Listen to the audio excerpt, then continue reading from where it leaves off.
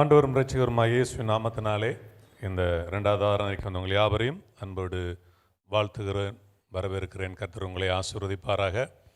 கர்த்தர் கொடுத்த நல்ல வாய்ப்புக்காக கர்த்தருக்கு நன்றி செலுத்துகிறேன். பாஸ்டர் கிறிஸ்தாஸ் அவர்களுக்காக, குடும்பத்துக்காக, பாஸ்டர் ஜஸ்டின் குடும்பத்துக்காக, உடன் ஊழியர்கள் குடும்பத்துக்காக, உங்கள் யாவருக்காக கர்த்தரை ஸ்தோத்தரிக்கிறேன். இந்த நாளிலே உங்கள் மத்தியில் வந்து கர்த்தருடைய வார்த்தைகளை கொடுக்க கர்த்தர் கொடுத்த எல்லா கிருபைகளை நினைத்து நான் கர்த்தரை நன்றியுள்ள இதயத்தோடு துதிக்கிறேன். கர்த்தர் இந்த நாளிலே உங்களோடு கூட பேசுவாராக. முதல் ஆராதனையில் நான் கொடுத்த செய்தியுடைய தலைப்பு வசனம் மட்டும் இந்த 2வது ஆராதனையில் எடுத்துக்கொள்கிறேன். 2வது ஆராதனையில் வேறு ஒரு காரியத்தை குறித்து நம்ம தியானிக்க இருக்கிறோம். கர்த்தர் நல்லவர். லூக்கா 11ஆம் அதிகாரம் 7-8, லூக்கா 18:4-5 ஆகிய 2 வேத பகுதிகளை மையமாக வைத்து இந்த காலை இந்த 2ஆம் ஆராதனையில் நம்ம தேவனுடைய வார்த்தையை தியானிக்க இருக்கிறோம். நம்முடைய செய்தியினுடைய தலைப்பு முடியாதவைகளை முடிக்க வைக்கிறது ஜெபம். அல்லேலூயா. கூடாதவைகளை கூட வைப்பது தான் ஜெபம். Praise the Lord. ஆண்டவர் நல்லவர். நம்முடைய ஆண்டவராக இயேசு கிறிஸ்து நம்ம ஜெபத்திற்கு ஒரு நல்ல ரோல் மாடல். இயேசு ஜெபித்தார், ஜெபிக்க கற்றுக் கொடுத்தார், அவர் அநேகரை ஜெபிக்க ஊக்கப்படுத்தினார். அல்லேலூயா. ஜெபம் ரொம்ப முக்கியமானது நம்முடைய வாழ்க்கையில். பாஸ்டர் சொன்னால் 38 ஆண்டுகால ஊழியம். என் வாழ்க்கையில் 38 ஆண்டு காலம் நான் செய்த ஊழியங்கள் எல்லாவற்றுக்கும் ஒரு சரியான ஒரு அஸ்திபாரம் வந்து ஜெபந்தான். ஜெபம் இல்லை என்றால் ஒன்றையும் சாதிக்க முடியாது. கர்த்தருடைய கிருபை, ஜெபிக்க ஆண்டவர் பலப்படுத்துகிறார். தொடர்ந்து ஏதோ ஒரு நாள் மட்டுமல்ல, தொடர்ச்சியாக அதுவும் உபவாசத்தை ஜெபிக்கலாம் ஆண்டவர் அதிகமாக என்னை பலப்படுத்தி வழிநடத்தி வருகிறார். 62 வயசு இப்போ ஆகப்போகிறது. இந்த வயதிலையும் ஒரு நேரம் சாப்பிட்டுட்டு உபவாசிக்கவும் ஜெபிக்கவும் ஆண்டவர் உதவி செய்கிறார். ஏன்னா அந்த டேஸ்ட்டை கண்டவர்கள், ஜெபிக்கிற அந்த அனுபவத்தை, கர்த்தர் நல்லவர் என்பதை ருசித்து பாருங்கள். ஜெபிக்கிற அந்த அனுபவத்தை கண்டவர்கள், அந்த டேஸ்ட்டை கண்டவங்க அதை விட மாட்டாங்க. அல்லேலூயா. ஆண்டவர் நல்லவர். எங்கள் ஊரில் ஒரு பரோட்டா இருக்குது, பார்டர் பரோட்டான்னு சொல்லி. எல்லோரும் குற்றாலம் வந்தாங்கன்னா அந்த பரோட்டா சாப்பிட வருவாங்க. நீங்கள் வந்தாலும் வாங்க, நான் உங்களுக்கு வாங்கி தரேன். சோதரம். எவ்வளோ கூட்டமாக இருந்தாலும் நிறைய கூட்டம் இருங்க. சில நேரம் யாரும் போய் வாங்க முடியாது. நான் சொன்னோன்னே உடனே அவர் என்ன செஞ்சிருவார், எனக்காக வழியை திறந்து அந்த ஓனரே பரோட்டாவை எடுத்து கொடுத்துருவார். ஸ்தோத்திரம். அப்போ அந்த பரோட்டாவை சாப்பிட அது என்ன டேஸ்ட்டோ தெரியாது. ஆனால் அதை தேடி மக்கள் என்ன செய்கிறாங்க, உலகம் முழுவதிலிருந்து வர்றாங்க. எல்லோரும் வராங்க, நிறைய பேர் வராங்க. கூட்டம் பார்த்தீங்கன்னா அவ்வளோ சில நேரங்களில் இந்த சீசன் டைமில் உள்ளே நுழைய முடியாது, அவ்வளோ கூட்டம் இருக்கும். அப்போ அந்த அந்த டேஸ்ட்டுக்காக வர்றாங்க. நாமும் ஜெபம் என்கிற அந்த டேஸ்ட்டை அனுபவிச்சுட்டு அதை விடக்கூடாது. ஆமீன் சொல்லுங்க. அல்லேலூயா. ஜெபத்தை ருசித்து பார்த்து விட்டு அதை என்ன செஞ்சிடக்கூடாது, விட்டு விடக்கூடாது. அதெல்லாம் விட மாட்டேன். ஜெபம் தான் நமக்கு முக்கியமானதாக இருக்குது. இங்கே லூக்கா 11:7-8 வாசிக்கிறோம். வீட்டுக்குள் இருக்கிறவன் பிரதியுத்தரமாக, என்னை தொந்தரவு செய்யாதே, கதவு பூட்டியாயிற்று, என் பிள்ளைகள் என்னோட கூட படுத்திருக்கிறார்கள், நான் எழுந்திருந்து உனக்கு தரக்கூடாது. உனக்கு நடக்காது, முடியாது, இந்த காரியம் உனக்கு நடக்காது, நீ கேட்பது முடியாதுப்பா, அது நடக்காது என்று அவன் சொல்லுகிறான். அடுத்த வசனத்தில் அவன் என்ன சொல்லுகிறான் பாருங்க. அது சொல்லிட்டு அடுத்த வசனத்தில், பின்பு தனக்கு அவன் சிநேகிதனாய் இருக்கிற நிமித்தம் எழுந்து அவனுக்கு கொடாவிட்டாலும் தன்னிடத்தில் அவன் வருந்தி கேட்கிறது நிமித்தமாவது எழுந்திருந்து அவனுக்கு தேவையானதை என்று உங்களுக்கு சொல்லுகிறேன். இயேசு அழகா சொல்றாரு. முந்தின வசனத்தில் இயேசு சொல்லும் பொழுது முடியாது, அவனுக்கு நடக்காத அந்த காரியம். அடுத்த வசனத்தில் கொடுப்பான். அல்லேலூயா. நடந்தது. ஜெபம் உங்கள் வாழ்க்கையில் எதெல்லாம் முடியாதுன்னு நீங்கள் நினைக்கிறீங்களோ அதெல்லாம் உங்களுக்கு நடக்கக்கூடியதான் ஜெபம். அல்லேலூயா.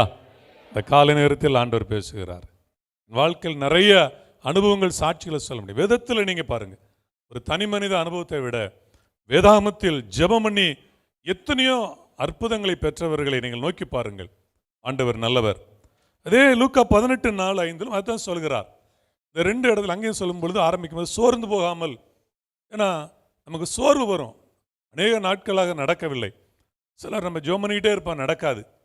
நாங்களாம் எங்களுடைய சபைக்கு ஒரு நிலம் வாங்க, எங்கள் சபை ஒரு சிறிய சபை. நான் பாஸ்டர் கிளாரன்ஸ் மருதியா அவற்றை 1995ஆம் ஆண்டு ஏப்ரல் 9 அந்த சபை பொறுப்பெடுத்தேன். ஒரு 50 அடி நீளம், 22 அடி அகலம், வித் ஸ்டேஜை சேர்த்து.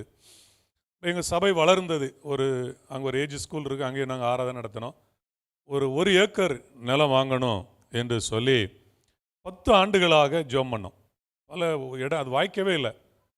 ரொம்ப சோறு வந்துட்டு, சோறு வரும்பொழுதெல்லாம் நான் இந்த லூக்கா 18ஆம் அதிகாரத்தை எடுத்து வாசிச்சுக்கிட்டே இருப்பேன். லூக்கா 18:1 ஆண்டவராகிய இயேசு ஆரம்பிக்கும் போது எப்படி ஆரம்பிப்பார்? சோர்ந்து போகாமல் எப்பொழுதும் ஜெபம் பண்ணணும். அந்த சோர்வு வரும். சோர்வுங்கிறது மனிதனுக்கு இயற்கையாக வரக்கூடிய ஒன்று, எல்லாருக்கும் வரும். எலியான்பன் நம்மை போல பாடுள்ள மனுஷன், நம்ம மாதிரி எல்லாரும் சோறு வந்துடும். ஊழியர்களாக எங்களுக்கும் சோறு. நிறைய நேரங்களில் சோர்ந்து போய் ஆண்டவர் நடக்குமா இது நடக்காதா அப்படின்னு சோர்ந்து இருக்கும் பொழுது கர்த்தர் எனக்கு இந்த வேத பகுதியை நினைப்பூட்டுவார். உன்னை திரும்ப உற்சாகப்படுத்தி ஜெபிக்க வைப்பார். கரெக்டாக 10 வருஷம் 2003 நாங்கள் ஜெபம் பண்ண ஆரம்பித்து சபை வளர்ந்து கொண்டே இருக்கிறது. எங்களுக்கு தேவையான இடம் வேண்டும். ஒரு பெரிய ஆலய கட்டிடம் கட்ட விரும்பினோம், இடம் இல்லை. இப்போ கிட்டத்தட்ட நாங்கள் ஒரு 12,000 சதுரடி அளவுக்கு ஒரு ஆராதனை நடக்கக்கூடிய அளவிற்கு ஒரு அமைப்பான ஒரு கட்டிடம் கட்டியிருக்கிறோம். 10 ஆண்டுகள் நாங்கள் ஜெபம் பண்ணோம். 2013 ஆரம்பித்து 2003 ஆரம்பித்து 2013 10 ஆண்டுகள் வருந்தி கேட்டோம், காத்திருந்தோம். ஆண்டவர் வாய்க்க பண்ணினார். அல்லேலூயா. ஜெபம் வாய்க்க பண்ணும். ஜெபம் தான், வேற ஒன்றும் கிடையாது. எங்களாம் அங்கே ரொம்ப கிராம மக்கள். எங்கள் ஊரில் நல்லா படித்து நல்ல வேலை வாய்ப்புன்னா எல்லாரும் சென்னை, பெங்களூர், கோயம்புத்தூர் போயிடுவாங்க. கொடுக்கக்கூடிய மக்களும் ரொம்ப பெரிய பணக்காரர்கள் கொடுக்கக்கூடிய மக்கள்லாம் அல்ல. ஒரு பக்கம் பணம், இன்னொரு பக்கம் இடம், ரெண்டுமே ப்ராப்ளம் தான். ஆனால் ஆண்டவர் ஜெபத்தில் எது முடியாதோ அதை முடிய வைக்க அவர் வல்லவராக இருக்கிறார். லூக்கா 18 தான் சொன்னார். அந்த விதவை கேட்கிறா, அது நடக்காது. எல்லாரும் சொல்லியிருப்பாங்க. அவன்கிட்ட போய் நீ கேட்குறிய, எனது கல்லில் நார் உரிக்க முடியுமா கேட்பான். கல்லில் உண்டா, முடியுமா? முடியாது. எல்லாரும் அவளை டிஸ்கரேஜ் பண்ணியிருப்பாங்க, சோர்வர செய்திருப்பார்கள். ஆனால் அவள் சோர்ந்து போகவில்லை. அவள் என்ன செய்யலை? சோர்ந்து போகலை. அந்த அநீதியுள்ள நியாயாதிபதி சொன்னதை சிந்தித்து பாருங்கள். அவன் என்ன சொல்கிறான்? இவளுக்கு நான் என்ன செய்ய வேண்டும்? நியாயம் செய்ய வேண்டும். அவன் தேவனுக்கு பயப்படாதவன், மனுஷரை மதிக்காதவன். கொஞ்சம் கூட கேட்க மாட்டான். ஒரு வார்த்தை, நம்முடைய ஆண்டவர் எவ்வளோ மதிப்பாக நம்மளை வச்சிருக்காரு தெரியுமா? அல்லேலூயா. நாம் மதிக்கிறோமோ மதிக்கலையோ, ஆண்டவர் நம்ம வார்த்தையை எவ்வளோ மதிக்காரு. நான் நிறைய நேரம் யோசிப்பேன். கர்த்தர் கொடுக்குற வார்த்தையை கூட நம்ம சில நேரம் மதிக்காமல் போயிடுறோம். ஆனால் தேவன் நம்ம சொல்லுகிற ஒவ்வொரு வார்த்தையும் மதித்து நமக்கு உதவி செய்கிறார். நம்ம ஆராதிக்கிற தேவன் அவ்வளவு நல்ல தெய்வம். ஆமென். நிறைய நேரங்களில் நம்ம ஆண்டவருடைய வார்த்தையை வாசிக்கிறோம், அவர் வார்த்தை சில நேரங்களில் கூட மதிக்காமல் கொஞ்சம் விலகி போயிடுறோம். ஆனால் தேவனோ நம்முடைய வாயிலிருந்து புறப்படுகிற ஒவ்வொரு வார்த்தையும் ஜெபத்தில் அவருடைய இரக்கத்துக்காக கெஞ்சி, கிருபைக்காக கெஞ்சி நம்ம கண்ணீர் விட்டு ஒரு வார்த்தை சொல்லுகிறோம். என்றைக்கோ சொல்லியிருப்போம், ஆண்டவரே இப்படி இது நடக்கக்கூடாது, எனக்கு நடக்கணுமே கேட்டிருப்போம். அந்த வார்த்தை, நம்ம சொல்கிற வார்த்தை எவ்வளோ பெரிய ஒரு தேவன். ஆச்சரியமாக இருக்கும். பூமியில் நம்முடைய வார்த்தையை மதிக்கக்கூடிய ஆட்கள் கிடையாது. ஆனால் நம்மை படைத்த தேவன், சர்வ வல்லமுள்ள தேவன், நம்ம வார்த்தையும் மதித்து நமக்கு உதவி செய்கிறார் பாருங்க. ஆமென். ஹல்லேலூயா. இந்த காலை நேரம் உங்களுடைய வார்த்தையை ஆண்டவர் கேட்பார். ஆமென். தாய்மார்கள், உங்கள் பிள்ளைகள் உங்கள் வார்த்தையை மதிக்காமல் இருக்கலாம். பெற்றோர்கள் பிள்ளைகள் உங்கள் வார்த்தையை மதிக்காமல் இருக்கலாம். யாரும் உலகத்தில் உங்கள் வார்த்தையை கனப்படுத்தாமல் இருக்கலாம். ஆனால் நீங்கள் ஜெபத்தில் சொல்கிற ஒவ்வொரு வார்த்தையும் தேவன் கனப்படுத்தி அதை நிறைவேற்ற வல்லவராக இருக்கிறார். ஆமென். ஆண்டவர் நல்லவர், கர்த்தர் நல்லவர். பல காரியங்கள் இருக்கிறது. ஜெபங்கள் செய்ய முடியாதை செய்ய வைக்கும், தடைகளை உடைக்கும், தேவ வல்லமை கொடுக்கும், பல காரியங்கள் இருக்கிறது. இந்த காலை நேரத்தில் எதற்காக நாம் ஜெபிக்க வேண்டும்? இதே லூக்கா 11ஆம் அதிகாரத்தில் 7 காரியங்களுக்காக ஆண்டவர் இயேசு கிறிஸ்து ஜெபிக்க சொல்கிறார். முதல் ஆராதனையில் ஒரு 2 வேத பகுதியில் 2 காரியங்களை குறித்து முதல் ஆராதனையில் பேசுவதற்கு ஆண்டவர் உதவி செய்தார். அந்த 2 காரியங்களை நம்ம வெளிச்சமாக இருக்கணும், நம்முடைய வெளிச்சம் இருளாகக்கூடாது, இதற்காக நாம் ஜெபிக்க வேண்டும் என்று சொல்லி முதல் ஆராதனையிலே கர்த்தருடைய வார்த்தைகளை கொடுக்க ஆண்டவர் உதவி செய்தார். இந்த 2வது ஆராதனையில் எதற்காக நாம் ஜெபிக்க வேண்டும். லூக்கா 11ஆம் அதிகாரத்தில் நாம் தொடர்ந்து கீழே வாசித்து பார்க்கின்ற பொழுது இயேசு இந்த நண்பர்கள் 3 நண்பர்கள் அங்கே சொல்லப்படுகிறது. 3 நண்பர்களுக்குள் நடக்கிற ஒரு சம்பவம். அங்கே ஒரு நண்பன் தன் இன்னொரு நண்பனுக்காக ஒரு நண்பனிடத்தில் வருந்தி கேட்டு வாங்கி பெற்றுக் கொடுக்கிற காரியத்தை குறித்து தான் அங்கே வேதத்தில் நம்ம வாசிக்கிறோம். அதை சொல்லிட்டு கீழே ஆண்டவராய் இயேசு என்ன, எதற்காக அதை அவர் பேசுகிறார், ஏன் ஜெபிக்க வேண்டும் என்று அவர் பேசுகிறார் என்று கீழே நம்ம தொடர்ந்து வாசிக்கின்ற பொழுது, உங்களில் ஒருவன் தகப்பனிடத்தில் அப்பத்தை கேட்டால் கல்லை கொடுப்பானோ, மீனை கேட்டால் முட்டை கேட்டால் தேளை கொடுப்பானோ? பொல்லாதவர்களாகிய நீங்கள் உங்கள் பிள்ளைகளுக்கு தேவன் பரிசுத்த ஆவியை கொடுப்பது எதற்காக ஜெபிக்கணும்னா, தேவனுடைய பிள்ளைகள் பரிசுத்த ஆவியின் வல்லமைக்காக ஜெபிக்கணும். ஆமென்.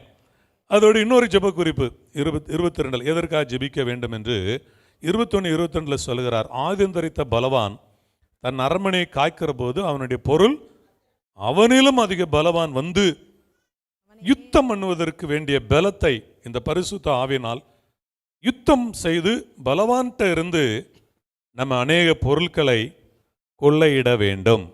அல்லேலூயா. இந்த 2 காரியத்தை மையமாக வைத்து தேவனுடைய வார்த்தையை இந்த காலை நேரத்தில் நம்ம தியானிக்க இருக்கிறோம். இந்த 2லும் ஆண்டவராய் இயேசு கிறிஸ்து பரிசுத்த ஆவியானவருடைய அந்த வல்லமை குறித்து அவர் சொல்லுகிறார். பரிசுத்த ஆவியானவரை நம்ம அறிந்திருக்கணும். பெந்தெகோஸ்தே என்று சொன்னால் அதில் ஸ்பெஷல் என்ன? பரிசுத்த ஆவியானவர். ஆமென் சொல்லுமா? அல்லேலூயா. ஆமென். ஆண்டவர் ஒவ்வொரு ஊருக்கும் ஒரு ஸ்பெஷல் இருக்கு. சென்னைக்கு என்ன ஸ்பெஷல் அப்படின்னா, இப்போ நம்ம ஒருத்தர் யோசிப்போம், பள்ளிக்கரணைக்கு என்ன ஸ்பெஷல், வேளச்சேரிக்கு என்ன ஸ்பெஷல், சென்னைக்கு என்ன ஸ்பெஷல்? ஸ்தோத்திரம் சொல்லுங்க. பிரியாணி. ரொம்ப சொல்லிட்டாங்க. சென்னைனால என்னது? ஆமாம், பிரியாணி. ஆனால் உலகத்தின் பார்வையில் சென்னைனா என்ன சொல்லப்படுகிறதுனா, பீச் தானா? சரி, சென்னை பீச். ஆனால் மோட்டார் வந்து தொழில். மோட்டார் அது ஒரு நல்ல ஒரு வார்த்தை, இங்கிலீஷ் வேர்டு சொல்லுவாங்க. எனக்கு கொஞ்சம் ஞாபகத்தில் வர மாட்டேங்குது. அது என்ன சொல்கிறது? ஆட்டோமொபைல்.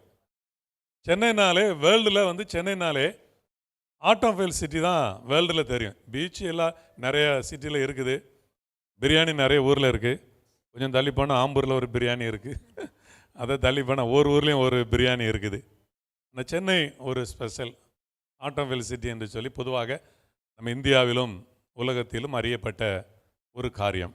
சரி, ஒவ்வொரு ஊருக்கும் ஒரு ஸ்பெஷல் இருக்குது. பரிசுத்த ஆவியானவர் அப்படின்னா அந்த ஸ்பெஷல், இந்த விசேஷத்தை நம்ம அறிந்து கொள்ள வேண்டும். சாதாரணமாக நினைக்க பரிசுத்த ஆவியானவர்னா நம்ம அந்நிய பாஷை பேசுகிறோம்.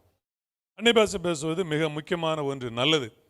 ஆனால் அந்த அந்நிய பாஷை என்கிற எல்லையிலேயே இன்றைக்கு நம்ம நிற்கக்கூடாது. அந்த எல்லையை தாண்டணும். பரிசுத்த ஆவியானவர் என்ன ஸ்பெஷல்னா, அவர் வல்லமையுடையவர், பவர். அல்லேலூயா. எல்லா சக்தியை விட மேலான சக்தியுடையவர் பரிசுத்த ஆவியானவர். ஆமென். எனவேதான் அப்போஸ்தலர் 12 நீங்கள் விசுவாசிகளான போது பரிசுத்த ஆவியை பெற்றீர்களா? இப்போ எதை பெறணும்? நம்ம விசுவாசிகளான உடனே ஒரு நிலத்தை பெறுகிறோமோ, வீட்டை பெறுகிறோமோ, கார் பெறுகிறோமோ, ஒரு வேலையை பெறுகிறோம். நம்ம நிறைய ஜெப குறிப்பு, ஒரு படிப்பு, நல்ல படிப்புக்காக, நல்ல வேலைக்காக, வருமானத்துக்காக, வீட்டுக்காக, காருக்காக, எத்தனையோ காரியங்களுக்காக நம்ம ப்ரேயர் பண்ணுறோம். அதையெல்லாம் பெற்றுக்கொள்கிறோம். ஆனால் பரிசுத்தாவியை பெற்றுக்கொள்கிறோமா? பரிசுத்தாவியினால் அந்த பவர், அந்த வல்லமை, இங்கே ஆண்டவர் இயேசு அந்த ஸ்ட்ரென்த்தை தான் சொல்கிறார். ஒரு முட்டை, மீன், அப்பம் 3 எதற்கு சாப்பிடுவது? ஸ்ட்ரென்த்துக்காக. ஸ்தோத்திரம். நம்முடைய முன்னோர்கள் எல்லாம் நமக்கு வேண்டிய ஸ்ட்ரென்த்துக்காக, பலத்துக்காக உணவு கொடுத்தாங்க. இப்போ உணவெல்லாம் ஃபேஷனுக்காக மாறிட்டு, இப்போ உணவெல்லாம் வேறு மாதிரி. இப்போ உணவு வந்து வேறு காரியத்துக்காக மாறிவிட்டது, டேஸ்ட்டுக்காக மாறி இருக்கு. ஆண்டவர் இயேசு அழகாக முட்டை, மீன், அப்பம் 3மே ஒரு மனிதனுடைய சரீரத்தை பலப்படுத்தக்கூடிய உணவை குறித்து ஆண்டவர் இயேசு அழகாக பேசுகிறார். நிறைய டாக்டர்ஸ் ஒருவேளை இங்கே இருக்கலாம். ஹியூமோக்ளோபின் குறையாட்டினா என்ன சாப்பிட்டா? முட்டையில் ஹியூமோக்ளோபின் இருக்கிறது, ரத்தத்தில் அந்த ஹியூமோக்ளோபின் அந்த அணுக்கள், அந்த செயல்பாடுகளை குறித்து அவங்க பேசுவாங்க. அந்த உணவு நல்ல மீன், இயற்கை மீன்கள், நல்ல கடல் மீனில் ஒவ்வொன்றிலையும் ஒவ்வொரு விட்டமின் இருக்குது. எனவே தான் அந்த மீன் எண்ணெய் மூலமாக மீன் மாத்திரை சாப்பிட்றதெல்லாம் சொல்வார்கள். சரீரத்தில் உள்ள பலத்தை சொல்லிட்டு தான் அவர் சொல்கிறாரு, பரமபிதா நமக்கு வேண்டிய ஆவிக்குரிய பலத்தை கொடுக்கிறார். Praise the Lord. ஆவிக்குரிய ஸ்ட்ரென்த்தை நம்ம பெறணும், பரிசுத்தாவின் வல்லமை பெறணும். அந்த வல்லமையினால யாரை மேற்கொள்ளணும்? பலவான் பிசாசை மேற்கொள்ளணும், சோதனை மேற்கொள்ளணும். ஆண்டவருடைய பிள்ளைகள் சோதனையை கண்டு பயப்படக்கூடாது. ஏன் எனக்கு சோதனை கேட்கக்கூடாது. அடிக்கடி சொல்லுகிற ஒரு வார்த்தை உண்டு, ஏன் என்று கேட்கிறவன் மனிதன். நமக்கு நிறைய கொஸ்டின்ஸ் வரும். ஏன் ஏன் எனக்கு இப்படி நடக்கு, ஏன் எனக்கு மட்டும் இப்படி நடக்கு, ஏன் எனக்கு மட்டும் இப்படி சோதனை, ஏன் எனக்கு மட்டும் கடவுள் இப்படி வச்சிருக்கிறார் என்னை, ஏன் அப்படி கேட்கிறவன் மனிதன். ஆனால் அந்த கேள்விக்கு பதில் தெரிந்தவன் தேவ மனிதன். Hallelujah. Man of God, man of women, தேவ மனுஷி. ஏன் நடக்கு நம்ம கேள்வி கேட்கக்கூடாது. இதை மாற்ற தேவன் என்னை பரிசுத்தாவின் வல்லமையால் நிரப்புவார். ஏன் இவன் குருடனாக பிறந்தான், அதான் கேள்வி. யோவான் 9ஆம் அதிகாரத்தில் ஏன் இவன், இயேசு என்ன பதில் சொன்னார்? தேவ வல்லமை வெளிப்பட இது நடந்திருக்கிறது. ஆமென். அப்ப நமக்கு ஏன் சோதனை வருது தெரியுமா? அந்த சோதனையில, அந்த கஷ்டத்துல தேவ வல்லமை வெளிப்பட போகிறது. எத்தனை பேர் விசுவாசிக்கிறீங்க? ஆமென். ஏன் தடை வருகிறது? அந்த தடையில் தேவ வல்லமை வெளிப்பட போகிறது. ஆமென். அதற்காக தான் தேவன் நம்மை அழைத்திருக்கிறார். அந்த அபிஷேகத்தை தேவன் நமக்கு தந்திருக்கிறார். அந்த அபிஷேகத்தை பெற வேண்டும். அதான் ரொம்ப முக்கியமானது. பவுல் சொல்லும் பொழுது மண் பாண்டங்களில் பொக்கிஷம் சொல்றாரு. அது ஒரு ட்ரெஷர்னு சொல்றாரு, பொக்கிஷம். என்ன செய்ய, அந்த மகத்துவம் உள்ள வல்லமை 2 கொரிந்தியர் 4ஆம் அதிகாரத்தில் வாசிக்கிறோம். அப்படி சொல்லிட்டு தான் அவர் சொல்றாரு, எப்பக்கம் நெருக்கப்பட்டு நாங்கள் ஒடுங்கி போகிறதில்லை, மனமுறிவு அடைகிறதில்லை. டிப்ரெஷன் வராது. என் மன அழுத்தம் யாருக்கு வரும்? அபிஷேகம் பெறாதவனுக்கு மன அழுத்தம் வரும், அபிஷேகம் பெற்றவனுக்கு மன அழுத்தம் வராது. ஆமென். உங்களுக்கு எவ்வளோ வேலைப்பளு இருக்கலாம், எவ்வளோ கஷ்டங்கள் இருக்கலாம், எவ்வளோ பாடுகள் இருக்கலாம். யோபு மாதிரி நம்ம பாடுபடலை, கஷ்டப்படலை. ஆனால் யோபு மன அழுத்தத்துக்குள்ளே போகலை. யோபு உற்சாகமாக தான் இருக்காரு. மன அழுத்தம் யாருக்கு வருது? மனநோய் யாருக்கு வருது? ஆண்டவருடைய பிள்ளைகளுக்கு, கிறிஸ்தவர்களுக்கு மனநோய் வரக்கூடாது. ஆமென். நம்ம என்ன ஒரு நாளும் சைக்கியாட்ரிஸ்ட்டில் போகக்கூடாது, அதுக்கு மெடிசன் சாப்பிடக்கூடாது, ப்ரெஷர் வரக்கூடாது, பிபி என்னச்சக்கூடாது, வரக்கூடாது. எங்களுக்கு பாடம் எடுத்த ஒரு பாஸ்டர் சொல்வார், உங்களுக்கு ஊழியத்தில், நான் வாலிப வயதில் நிறைய பிரச்சனைகள் வரும், ஆனால் எவ்வளோ பிரச்சனை வந்தாலும் ஆண்டவருடைய சமூகத்தில் வைங்க, ஒரு நாளும் அதுக்கு இடம் கொடுக்காதீங்க, நிம்மதியாக தூங்குங்க. இல்லைன்னா உங்களுக்கு 50 வயசில் பிபி ஏறிடும், 50 வயசில் உங்களுக்கு பிளட் ப்ரெஷர் வந்துடும். அப்போ என்ன, மன அழுத்தம். ஆண்டவருடைய பிள்ளைகளுக்கு மன அழுத்தம் வரக்கூடாது. காரணம், தேவன் நம்மை சந்தோஷத்தின் ஆவியால் நிரப்புகிறார். தேவனுடைய ராஜ்யம் புசிப்பும் குடிப்பும் அல்ல, அது நீதியும் சமாதானமும் பரிசுத்த ஆவியினால் உண்டாகும் சந்தோஷம். ஆமென். அல்லேலூயா. எங்கள் வீட்டம்மா என்கிட்ட அடிக்கடி என்கிட்ட கேட்குற ஒரு கேள்வி, எவ்வளோ பிரச்சனை இருந்தாலும் படுத்த உடனே தூங்கிடுறீங்களே? உடனே நான் சொல்லுவேன், அதான் பரிசுத்த ஆவியானவர். எப்படி 2 நிமிஷத்தில் உங்களுக்கு தூக்கம் வருது? நிறைய பேர் படுத்தா தூக்கம் வராது. தூக்கம் வர வழிகள் ஒரு 10 காரியம் போட்டிருப்பான். என்ன செய்யணுமா? உடனே அதுக்கு ஒரு ஆலோசனை. படுத்த உடனே தூக்கம் வரணும். படுத்த உடனே என்ன செய்யணுமா? தூக்கம் வரணும். தூக்கம் வராதவங்களெல்லாம் நம்ம சபைக்கு கொண்டு வந்து காட்டணும். தூக்கம் வராதுன்னு சொல்கிறாங்க நிறைய பேர், அவங்களெல்லாம் சபைக்கு வந்து காட்டணும். சபையில் வந்தோடனே சிலருக்கு தூக்கம் வந்துடும் பார்த்தீங்களா? சிலர் சபையில் வந்த உடனே, ஆமாம், ஒரு பக்கத்து வீட்டுக்காரர், சர்ச்சு பக்கத்து வீட்டுக்காரர் போலீஸ் இன்ஸ்பெக்டர்கிட்ட போய் கம்ப்ளைண்ட் பண்ணாராம். ஐயா ஒரே சத்தம் போடுறாங்க ஐயா, எங்களுக்கு தூங்க முடியல, நைட் ஷிஃப்ட் பார்த்துட்டு வரேன், தூங்க முடியல அப்படின்னு சப் இன்ஸ்பெக்டரை கையோட கூட்டிகிட்டு வந்துட்டாராம். சப் இன்ஸ்பெக்டர், ஆலயம் அங்கே ஆராதனை நடந்துகிட்டு இருக்குது, உள்ளே போய் இடையூறு பண்ணக்கூடாது, சட்டம் வந்து உள்ளே போய் இடையூறு பண்ணக்கூடாது. ஒரு பின்னால் பேக் சைடில் அப்படியே நின்றுருக்காரு. அப்படி வந்தார், நின்றுட்டு அங்கே உள்ள எல்லாரும் ஆராய்ச்சிட்டு இருக்காங்க, சத்தம் நடக்குது, பார்த்துக்கிட்டு இருக்கிறாரு. அவர் இப்படி எல்லாரும் பார்த்துட்டு இருக்கிறாரு. பின்னால் பார்த்தீங்கன்னா ஒரு ஆள் பெஞ்சில் உட்காந்து நல்லா அப்படியே சாஞ்சு அப்படியே தூங்கிட்டு இருக்காரு. அவர் வெளியே கூப்பிட்டு போனாராம். பின்னால் அவனை பார்த்தியா எவ்வளோ நல்லா தூங்குறான், அதை தாண்டி பக்கத்து விட உனக்கு தூக்கம் வரலன்னு சொல்கிறேன், இப்போ ஒழுங்காக தூங்கு அப்படின்ட்டாரான். இந்த சத்தத்தில் அவன் நினைச்சார், உனக்கு தூக்கம் வரலன்னு சொல்கிறேன், என்ன அழகாக தூங்குறான். தூக்கம் வராத ஆட்களை தான் சபையில் கொண்டு வந்து உட்கார வச்சு பார்த்தா நல்லா தூக்கம் வந்துடும். ஒரு அம்மா சொல்லி தான் திடீர்னு பாஸ்டர் ஃபோன் பண்ணி, பாஸ்டர் எதுக்குமா உங்களுக்கு ஜெபம் பண்ணணும்? பாஸ்டர் நீங்கள் போன வாரம் பண்ண பிரசங்கத்தை பண்ணுங்க. எதுக்கு மறந்துட்டீங்களா? யூடியூப்பில் பாருங்கள். இல்லை பாஸ்டர் தூக்கம் வர மாட்டேக்கு. ஒரு முறை பண்ணுங்க, திரும்ப ஒரு முறை. அப்போ தூக்கம் வராதாலும் இப்போ சபையில் நமக்கு தூக்கம் வரும். நாங்கள் சில நேரம் நினைப்போம் தூக்கம் வரும்போது பிரசங்கர்களுக்கு கோபம் வரும். ஒரு நாள் ஆண்டவர் சொன்னார், கோவப்படாத, பிரசங்கம் பண்ணு, சபையிலாவது வந்து நிம்மதியாக தூங்கிட்டு போட்டோம். அவன் வீட்டில் என்ன செய்ய முடியல, வீட்டில் தான் தூங்க முடியல. சபை அதையா நீ கெடுக்கிற, அப்படியா தூங்கிட்டு போட்டோம்பா, என்ன செய்ய. ஆண்டவர் இறக்கம் பண்ணுறார். ஹல்லேலூயா. கர்த்தர் நல்லவர். சோத்திரம். ஆண்டவர் என்ன செய்கிறாரு? இறக்கம் செய்கிறார். சபையிலையா தூங்கிட்டு போட்டோம். அவன் வீட்லேயும் தூங்க முடியல, கம்பெனிலையும் தூங்க முடியல, எங்கேயும் தூங்க முடியல, உலகத்தில் நிம்மதி இல்லை. ஏதோ சபைக்கு வாரான், ஏதோ ஒரு அரை மணி நேரம் அவன் பிரசங்கத்தில் தூங்குறான், பரவாயில்ல. அந்த அரை மணி நேரமாவது அவனுக்கு ஒரு ஆசீர்வாதம். வேறு எந்த ஆசீர்வாதம் கிடைக்கலையோ, தூக்கம் நல்ல ஆசீர்வாதம் தான். ஆமே, உண்மையில் அது வேண்டும். நீங்களாம் சென்னையில் இருக்கிறீங்க, தூங்காமல் ஓடிக்கிட்டே இருப்போம். ஆனால் ஒரு நாளைக்கு 8 மணி நேரம் நல்ல தூக்கம் ஒரு ஆசீர்வாதம். அதுதான் சரீரத்துக்கு ஒரு பலமா. ஆமேன்னு சொல்லுங்க. ஆமே. ஆண்டவர் நல்லவர், பரிசுத்த ஆவியானவர் நமக்கு தேவை. அந்த பலம் நமக்கு தேவை, ஆண்டவருடைய பலம். அதுதான் இயேசு அங்கே குறிப்பிடுகிறார். எதுக்காக நம்ம ஜெபம் பண்ணணும்னா, ஆண்டவர் ஒரு நாள் ஆண்டவர் நம்முடைய வல்லமையால் நிரப்புங்க. என்ன எப்படிப்பட்ட வல்லமை? மேற்கொள்ளக்கூடிய வல்லமை இந்த உலகத்தில். எலிசா தான் கேட்டேன். இன்றைக்கி எலிசாவை குறித்தான் வேகமாக சொல்ல போகிறேன் சில காரியங்கள். எலியா கேட்குறான், உனக்கு என்ன செய்யணும்? நம்மிடத்தில் உள்ள ஆவியின் வரம் 2 மடங்கு எனக்கு வேண்டும். வெறும் நல்லா கவனிங்க. அதில் எலிசா கேட்டது சும்மா அபிஷேகம், வெறும் அபிஷேகம் அப்படின்னு கேட்கல. ஆவியின் வரம். அபிஷேகம் என்பது அது நிறைய வரங்களை அடக்கியது. அபிஷேகம் நிறைய வரங்களை உள்ளடக்கி இருக்கிறது.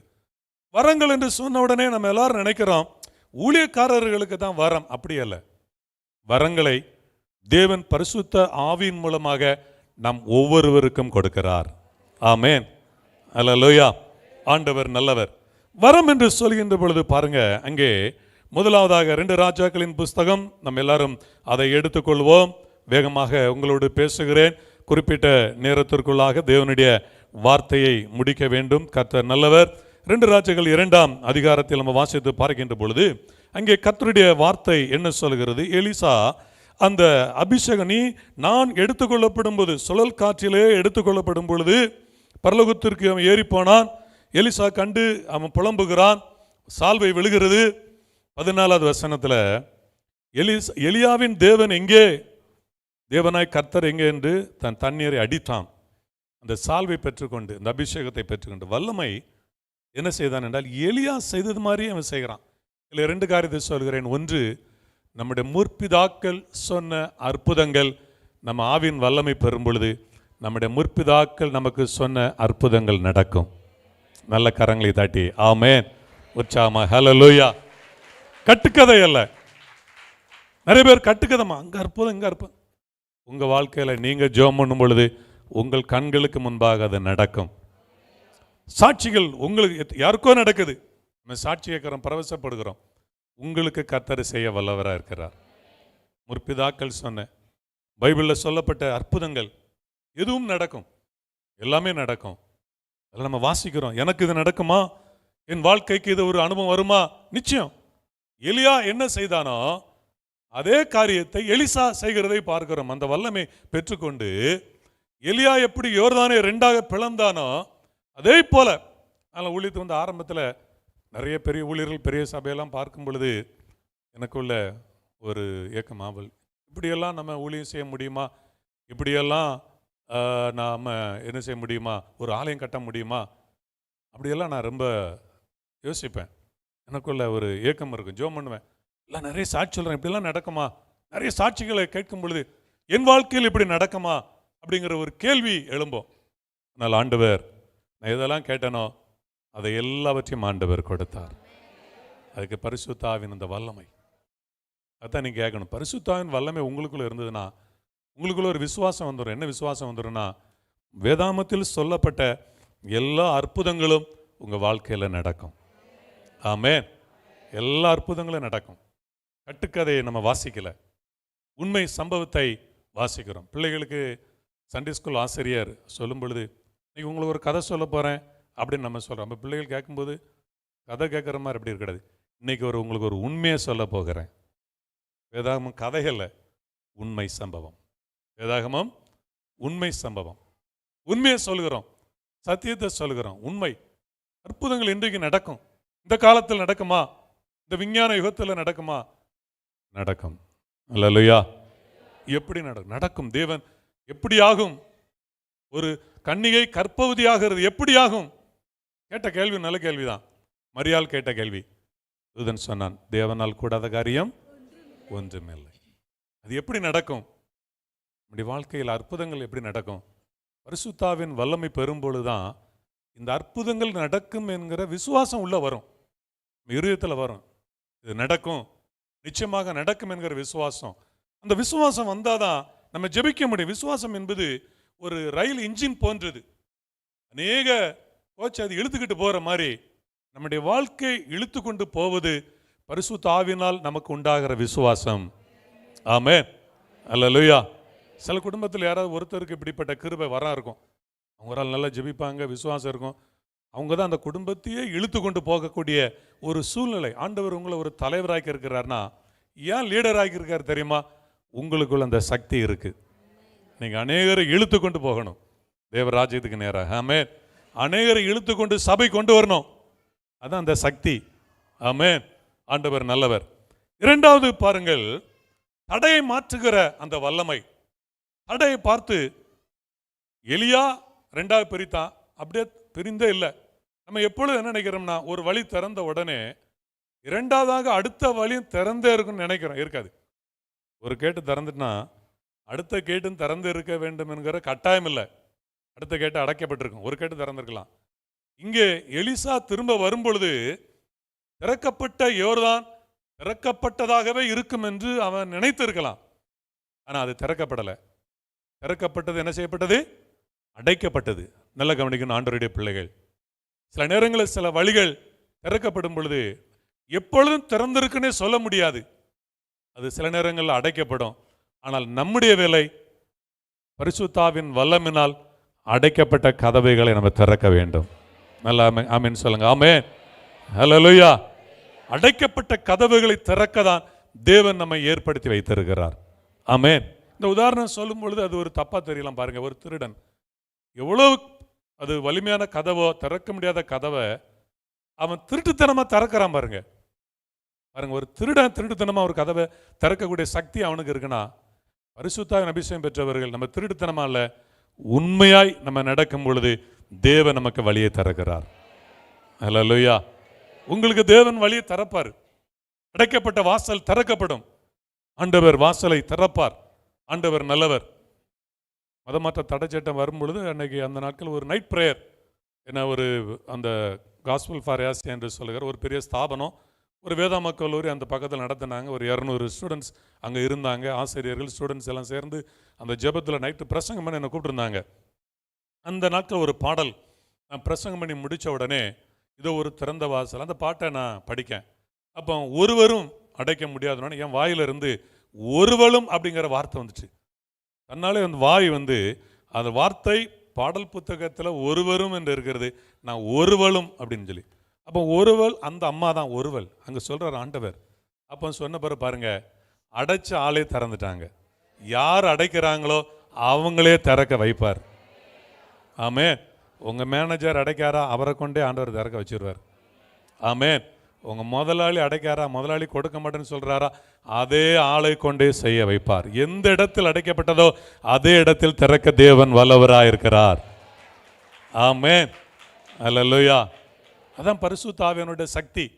எங்கள் ஊழியத்தில் சில பகுதிகள் நாங்கள் ஜெபம் பண்ணோம். சில இடங்களில் பார்த்தீங்கன்னா ரொம்ப டஃப்பாக இருக்கும். வாசலே திறக்கப்படாது. அங்கேருந்து ஒரு நபர் கூட ஆலயத்துக்கு வரமாட்டாங்க. அப்போ ஒரு நாள் ஆண்டவர்கிட்ட ஜெபம் பண்ணும்போது ஆண்டவர் சொன்னார், எந்த அடைக்கப்படுகிறதோ அதே இடத்திலிருந்து ஆட்கள் வருவார்கள். நடந்தது. எங்கே ரொம்ப டஃப்பாக இருந்ததோ வரவே மாட்டாங்க. இந்த பகுதியிலிருந்து வரவே மாட்டாங்க. எங்கள் ஊரில் ஒரு இடம் பேர் இருக்குது, வம்பளம்தான் முக்கு. ஸ்தோத்திரம். ஊர் இடம் பேர் சொன்னோடனே உங்களுக்கு புரிஞ்சிருக்கும். ஏன் அந்த பேர் இருந்ததுன்னு எனக்கே தெரியலை. வம்பு பண்ணுற ஆட்கள் அது பேர் என்ன பேர்? வம்பளம் தான். அந்த அந்த முக்குங்கிறது கார்னர், முட்டு சந்தன்னு சொல்ல, ஒரு கார்னர், ஒரு ஜங்ஷன். அப்போ எல்லா மக்களும் அங்கே என்ன பண்ணுறவங்க? பிரச்சனை பண்ணக்கூடிய மக்களா. அங்கே இருந்து மக்களே வராமல் இருந்தாங்க. நாங்கள் ப்ரேயர் வாக்கு போனோம். தொடர்ந்து அக்கா ஜெபம் பண்ணோம். ஜெபம் பண்ண பிறகு பார்த்தீங்கன்னா அநேக மக்கள் வர ஆரம்பித்தாங்க. அல்லேலூயா. கடந்த டிசம்பரில் கூட நாங்கள் அந்த பகுதியில் ஒரு ஒரு கேம்பஸில் வச்சு ஒரு கூட்டம் நடத்தினோம். நிறைய பேர் வந்து எங்கிட்ட ஜெபம் பண்ணிட்டு சொன்னாங்க, ஐயா உங்கள் சபைக்கு நாங்கள் வருவேன், நாங்கள் விரும்புகிறோம். அவங்களாம் வந்து சொல்கிறாங்க, ஃபேமிலியாக நாங்கள் வருவேன் உங்கள் சபைக்கு, எங்களுக்கு ரொம்ப ஆர்வமாக இருக்குது. அப்போ தான் ஆண்டவர் சொன்னார், எந்த இடத்துல அடைக்கப்படுதோ அங்கே தானாகவே மக்கள் ஆலயத்துக்கு வர விரும்புகிறாங்க. நல்ல கரங்களை தட்டி ஆமென். அல்லேலூயா. ஆமென். எந்தெந்த இட பகுதியெல்லாம் இந்த பகுதி மக்கள், இந்த ஜாதி மக்கள், இந்த குறிப்பிட்ட மக்கள் ரட்சிக்கப்பட மாட்டார்கள் என்று நம்ம நினைக்கிறோமோ அங்கே எல்லாம் தேவன் வாசலை திறக்க வல்லவராக இருக்கிறார். ஆமென்.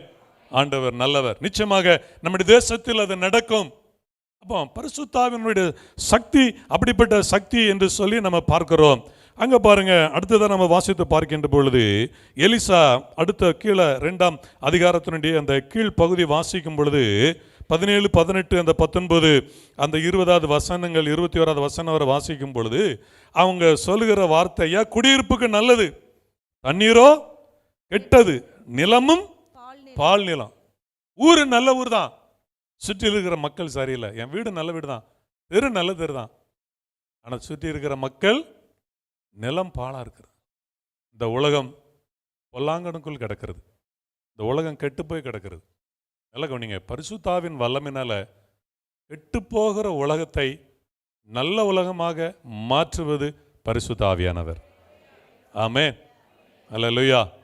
கெட்டு போன அந்த இடத்தை அவன் என்ன செய்கிறான், எலிசா உப்பு எடுத்து ஒரு பாத்திரத்தில் போட்டு உப்பை போட்டு அதில் போட்டு அவன் ஜெபம் பண்ண உடனே அந்த நிலத்தில் இப்போ என்ன ஆகிட்டான், அந்த தண்ணீர் ஆரோக்கியமாக்கிறார். ஆமென். நம்ம குடிக்கிற அப்பத்தின் தண்ணீரை ஆசீர்வதித்து வியாதிக்கு உன்னை விலக்குவேன். ஆண்டவர் ஆசீர்வதிக்கார் பாருங்க, இவ்வளோ நல்ல தேவன். கெட்டு போகிற ஒரு உலகத்தில் வாழ்கிறோம், நம்ம கெட்டு போயிடக்கூடாது. இந்த உலகம் நம்மை கெட்டு போக வைக்கும், கெட்டு போக வைக்கும். உலகம் நம்மை பாவத்துக்கு இழுக்கிறது. முதல் ஆராதனையில் நான் அந்த வெளிச்சத்தை குறித்து பேசினேன். அந்த உன்னில் உள்ள வெளிச்சம் இருளாகாதபடி எச்சரிக்கையாயிரு. அசுத்தம் இழுக்கும், பாவம் இழுக்கும். நம்ம எல்லாரும் பரிசுத்தவான்கள். ஆமென். பரிசுத்தவாட்டிகள். தேவன் நம்மை அசுத்தத்திற்குள்ள எதுக்கு அழைத்திருக்கிறாரு? பரிசுத்தம். ஆனா உலகம் எப்படி இருக்கு? அசுத்தம்.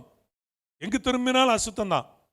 நம்ம பக்கத்தில் அசுத்தம் இருக்கும், நம்ம சுற்றிலும் அசுத்தம். அசுத்தம் செய்ய வாய்ப்புகள் அதிகம் இருக்கும். நல்ல கவனிங்க, ரட்சிக்கப்பட முன்னால வர்ற வாய்ப்பை விட ரட்சிக்கப்பட்ட பிறகுதான் பாவம் செய்ய ரொம்ப வாய்ப்பு கிடைக்கும். அதிகமான வாய்ப்புகள் வரும். நம்ம சுற்றிலும் அசுத்தம், அது இழுக்கும். நம்ம இந்த சக்தி இழுக்குது. எப்படி பரிசுத்த ஆவியானவருக்கு ஒரு சக்தி இருக்கிறதோ அதே போல அந்த அசுத்தத்துக்கு ஒரு சக்தி இருக்கும், மக்களை பாவத்துக்கு இழுக்கும். பின்பு இச்சையானது அந்த இச்சை என்ன செய்யறதான், இச்சையில சிக்குண்டு, அந்த இச்சையில சிக்குண்டு அந்த இச்சை இழுக்குது, அதுல சிக்கிக் கொள்கிறான்.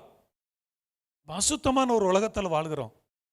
ஆண்டவருடைய பிள்ளைகள் பரிசுத்தமாய் வாழ பரிசுத்த ஆவியானவர் நமக்கு தேவை. பலவானா இருக்கிறான், பலவானா இருக்கிறான், மேற்கொள்ள முடியல. நிறைய தேவனுடைய பிள்ளைகளால பாவ சோதனையை மேற்கொள்ள முடியாம இருக்கிறாங்க. பிரியமான தேவனுடைய பிள்ளைகளை பாவ சோதனையை மேற்கொள்ள முடியுமா ஒரு கேள்விக்குறி எழும்புகிறது. இன்னைக்கு இந்த வாலிபர்களுக்குள்ள, இளம் ஊழியர்களுக்குள்ள நிறைய பேருக்குள்ள கேள்வி எழும்புகிறது. பாவத்தை மேற்கொள்ள முடியுமா? பாவ சோதனையை மேற்கொள்ள முடியுமா? முடியும். நம்ம உலகத்தில் அற்புதம் இது நடக்கும், உலக பிரகாரமான காரியம் நடக்குமான்னு கேட்குறோம். ஸ்பிரிச்சுவல் சைடும் பாவம் இல்லாத ஒரு வாழ்க்கை வாழ முடியுமா? அப்படி முடியுமாண்ணா? நான் ரட்சிக்கப்பட்ட காலத்தில் என்கிட்ட ஒரு சில ரட்சிக்கப்படாதவங்க என்கிட்ட கேள்வி கேட்டாங்க, அப்படியெல்லாம் உன்னால் இருக்க முடியுமா? சிகரெட்டு குடிக்காமல் இருக்க முடியுமா? சினிமா பார்க்காம உன்னால் இருக்க முடியுமா? நீ இதெல்லாம் செய்யாமல், இதெல்லாம் ஒன்றும் கிடையாது, இதெல்லாம் பாவம் கிடையாது, இதெல்லாம் ஒன்றும் இல்லை, இதெல்லாம் செய்யக்கூடாதா அப்படிலாம் கேள்வி கேட்பாங்க. அது முடியுமா என்கிற அடுத்த கேள்வி, அது முடியுமா? நல்லா கவனிக்கணும். நம்ம மாம்ச சக்தியில் அல்ல, மாம்ச சக்தியில் நம்ம பாவம் செய்யாமல் இருக்க முடியாது. மாம்சம் பலம் ஒன்றும் கிடையாது. பரிசுத்த ஆவியானவர் நமக்குள் இருந்தாதான் பாவ சோதனையை நம்ம மேற்கொள்ள முடியும். ஆமென். ஹல்லேலூயா. உறவுகள் வீட்டுக்கு போவோம், மக்கள் மத்தியில் போகிறோம், மக்கள் மத்தியில் வாழ்கிறோம், ஆஃபீஸ் போகிறோம், வேலை செய்கிற இடத்துல நம்ம சுற்றிலும் பரிசுத்தவான்கள் கிடையாது. நம்ம பரிசுத்தமாக நம்ம என்ன சில நேரங்கள் நம்ம நினைக்கலாம், ஆலயத்தில் அதற்கு சொன்ன மாதிரி, ஆண்டவரே உமக்கு ஒரு கூடாரம் அவருக்கு ஒரு கூடாரம், பேசாமல் இங்கே உட்காந்துடலாம், ஊருக்குள்ளே போனால் எவ்வளோ பிரச்சனை, எவ்வளோ கஷ்டங்கள், பாவ சோதனைகள், தப்பான காரியங்கள், நிறைய அசுத்தத்தை பார்க்கக்கூடிய சூழ்நிலைகள் வருது. சில நேரங்கள் அசுத்தங்களை பார்க்கும் பொழுது பயங்கர வேதனை வருகிறது. இப்போ இதெல்லாம் வேண்டாம், அப்படியே ஒரு எல்லாம் ஒரு பரிசுத்தமான ஒரு இடத்துல நம்மளை உட்கார வச்சு அப்படி நல்லாயிருக்கும். ஆனால் ஆண்டவர் அப்படி வைக்கல, அது தேவ சித்தம் அல்ல. நம்மளை பரிசுத்தமாக்கி திரும்ப எந்த இடத்துக்கு தான் அனுப்புகிறாரு? பரிசுத்தம் இல்லாத இடத்துல போய் இருக்க அனுப்புகிறாரு. ஆனால் பரிசுத்தமாய் வாழ அனுப்புகிறார். அசுத்தத்துக்கு நம்ம என்ன செய்யணும்? தப்பணும். அதுக்கு பரிசுத்த ஆவியுடைய அந்த பலம், ஸ்ட்ரென்த்து தான் நமக்குள்ள இருக்கணும். அந்த ஸ்ட்ரென்த் இருந்தால் தான் முடியும், மேற்கொள்ள முடியும். இல்லைன்னா சிக்கிக்கொள்வோம், விழுந்து விடக்கூடாது, இச்சையில் சிக்கிடக்கூடாது. பிசாசு யாரையும் அவன் விழ வைக்க எவனை விழுங்கலாமோ என்று சுற்றி தெரிகிறான். எவனை விழுங்கிடுவான். நானும் நீங்களும் எல்லாருமே அவனுக்கு ஏமாத்துறோம். யாரை விழுங்க முடியும்? அவ்வளோ சக்தி அவனுக்கு இருக்கு. ஆனால் அதை விட பெரிய சக்தி பரிசுத்த ஆவியானவர். அவனிடத்திலிருந்து நம்மை தப்புவிக்கிறவர் பரிசுத்த ஆவியானவர், விலக்குகிறவர். இந்த பாவ காரியங்கள் சோதனை ஒவ்வொரு நாளும் தான் எங்களை சோதனைக்கு உட்பட பண்ணாதபடி தீமை நின்று எங்களை ரட்சித்துக் கொள்ளும். அதான் பிரேயர். ஒரு நாளும் ஜெபம் பண்ணும்போது, ஆண்டவரே, போகிற உலகத்துக்குள்ள எத்தனையோ சோதனைகள், பாவ சோதனைகள், பாவ காரியங்கள், எந்த அசுத்தத்திலும் சிக்கிக்கூடக்கூடாது. என் கண்கள் பார்க்கிறது, கண்கள் பார்த்தோன்னே என்னை இச்சித்து அது என்ன செய்யக்கூடாது? என்னை இழுத்து கொண்டு போயிடக்கூடாது. அதில் சிக்கிக்கொண்டா ரொம்ப கஷ்டம். பேதுரு அழகாக சொல்கிறார். என்ன சொல்கிறார்னா, ஒரு தரம் பரம ஈவை ருசி பார்த்து பின்பு அந்த பழைய பாவத்தில் திரும்ப போய் அதில் சிக்கி கொண்டால் அவனை புதுப்பிக்கிறது கூடாத காரியம். பன்றியானது திரும்ப சேற்றுக்கு போவது போல, நாயானது கக்கினதை திரும்ப சாப்பிடுவது போல, அந்த பழமொழிப்படி அவனை புதுப்பிக்கிறது பின்மாற்ற ஆவி, அந்த ஸ்பிரிட் வந்துடும். ஆண்டவர் இந்த நாட்களில் நான் நிறைய இடங்களில் இந்த பேக் சைடு ஸ்பிரிட்டை குறித்து நான் திரும்ப பேச சொல்லிட்டே இருக்காரு. நிறைய ரட்சிக்கப்பட்டு அபிஷேகம் பெற்றானே ஆண்டவருடைய பிள்ளைகள் உள்ளத்தில் பின்மாற்ற ஆவி உள்ள புகுந்து அவங்களை இழுக்குது. ஏன் நம்ம ரட்சிக்கப்பட்டு ஏன் ஆலயத்து வர்றோம்? ஏன் நம்ம பரிசுத்தமாய் வாழணும்? நான் பரிசுத்தமாய் வாழுகிறதுனால என்ன பலன் எனக்கு அப்படிங்கிற கேள்வி. நான் உண்மையாக வாழுகிறேன், ஆனால் எனக்கு ஒரு ப்ரமோஷன் இல்லை, ஒரு உயர்வு இல்லை, துன்மார்க்கமாய் நடக்கிறான், நல்லா இருக்கிறான் அப்படிங்கிற கேள்வி. சங்கீதம் 37 அழகா ஆண்டவர் சொல்றாரு, துன்மார்க்கன் மேல் என்ன செய்யாத, எரிச்சல் அடையாதே, நாயக்கேடு செய்கிறவர்கள் மேல் பொறாமை கொள்ளாதே, அவர்கள் புல்லை போல சீக்கிரமாய் அறுப்புண்டு. யாக்கோபு நல்ல ரைமிங்கா, பேதுரு நல்ல ரைமிங்கா ஒரு வார்த்தை சொல்வார். புல் உலர்ந்தது, பூ உதிர்ந்தது, உலர்ந்தது உதிர்ந்தது. ஸ்தோத்திரம். அவர் டி ராஜேந்தர் மாதிரி ஆயிட்டார். அவர் ரைமிங்கா நினைச்சார். அவர் வார்த்தை பேதுருலாம் படிக்காத ஆளு, அதெல்லாம் பரிசுத்த ஆவியானவர் எழுதுகிறார். உலர்ந்தது உதிர்ந்தது. உலகத்தினுடைய மகிமை உலர்ந்து உதிர்ந்து போகும். ஆனால் தேவனுடைய வசனத்தின்படி செய்கிறவன் என் அருகே நிலைத்திருப்பான். தேவனுடைய வார்த்தை வசனம் நம்மை பரிசுத்த ஆவியானவர் வசனத்துக்கு நேராக நடத்துவார், வசனத்தை நினைப்பூட்டுவார்.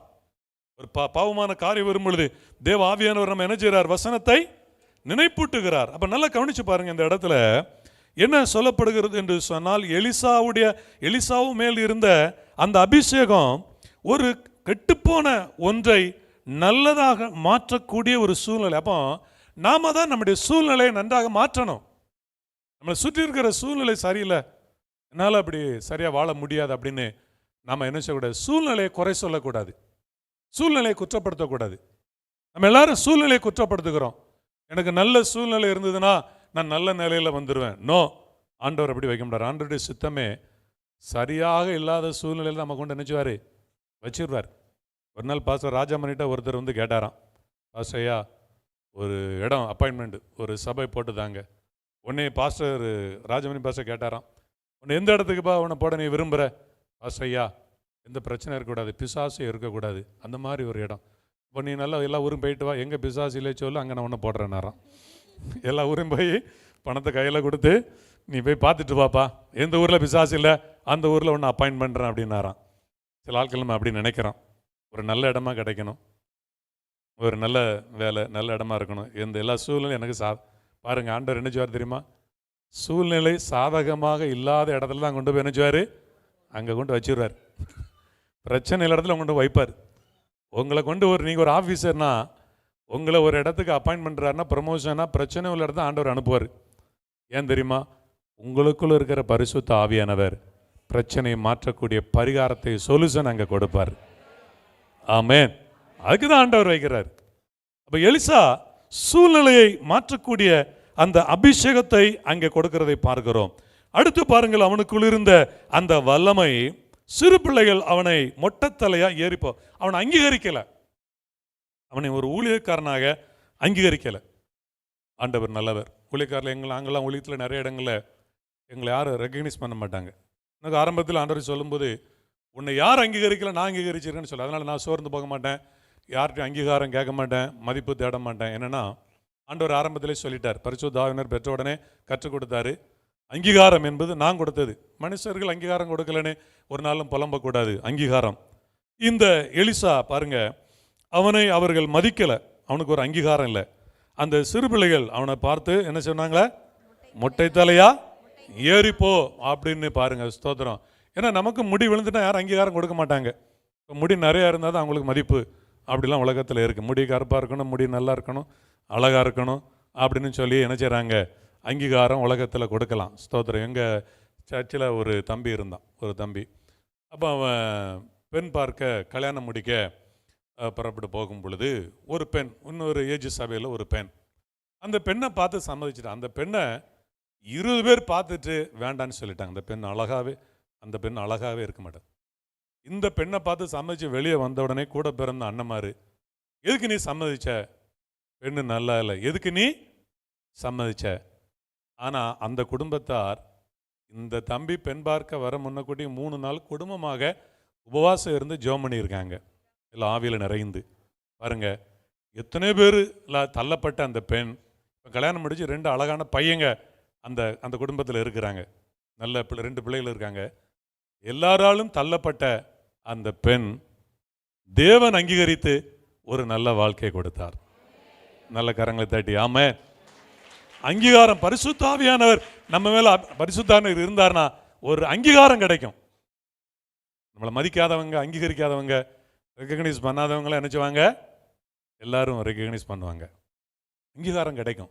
இந்த இடத்துல வாசிக்கும் பொழுது நான் ஆண்டவர்கிட்ட கேட்ட, ஆண்டவரே பாவம் அந்த சின்ன பிள்ளைகளுக்கு இப்படி ஒரு நம்ம கொஞ்சம் மனிதாபிமான அடிப்படையில் பார்க்கும்போது 42 பிள்ளைகள் செத்து போயிட்டாங்க. எத்தனை பிள்ளைகள் செத்துட்டாங்க?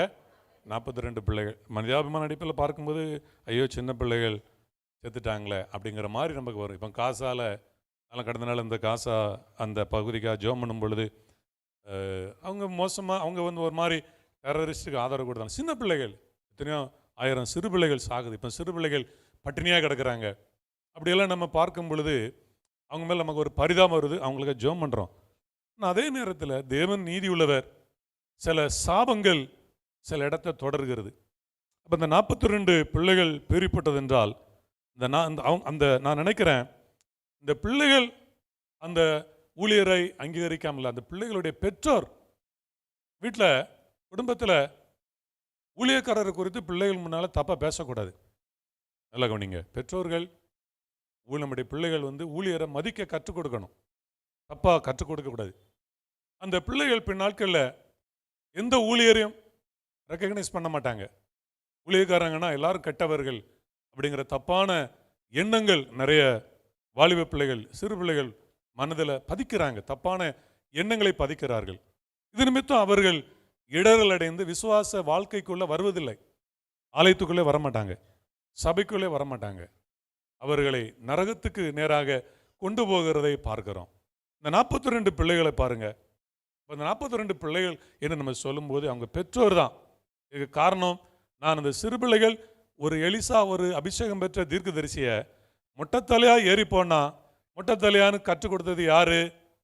அப்பா அம்மா தான், அவங்க பெற்றோர் தான். அவங்க பெற்றோர் தான் என்ன செஞ்சிருப்பாங்க, இந்த மொட்டத்தலை பாஸ்டர் வந்துட்டாரு, என்ன பாஸ்டருக்கு அடையாள மொழி ஏதாவது என்ன செய்றாங்க, சொல்றாங்க. அவரை அப்படி பரிகாசம். ஆனால் பரிகாசம் பண்ண அந்த இடத்துல தேவன் பயப்படத்தக்க விதமாக ஒரு அங்கீகாரத்தை ஆண்டவர் கொடுத்தார். அல்லேலூயா. நீங்கள் பரிசுத்த அபிஷேகத்தை பெறும் பொழுது நிச்சயம் தேவன் அந்த சுற்றி எங்கள் ஆலயம் பழைய ஆலயத்தில் நாங்கள் சின்ன ஆலயத்தில் ஆராதனை நடத்தும் பொழுது சுற்றி இருக்கிற மக்கள்லாம் ரொம்ப எதிர்ப்புகள், பிரச்சனை, இந்த சத்த பிரச்சனை. என்றைக்குமே நமக்கு பெண்டிகாஸ்ட்னாலே பரிசுத்த ஆவியானவர் ஒரு ஸ்பெஷல் மாதிரி, நமக்கு சத்தம் ஒரு ஸ்பெஷல். ஸ்தோத்திரம். நம்ம அது வரைக்கும் நமக்கு சத்தமே வாயிலிருந்து வராது. நம்ம பெண்டிகாச சர்ச்சுக்கு வந்துன்னா கொஞ்சம் சத்தம் வந்துடும். சில ஆட்கள் வாயை திறக்க மாட்டாங்க, அது வேறு காரியமாக இருக்குது. ஆனாலும் நமக்கு ஸ்பெஷல் என்னது? சத்தம்.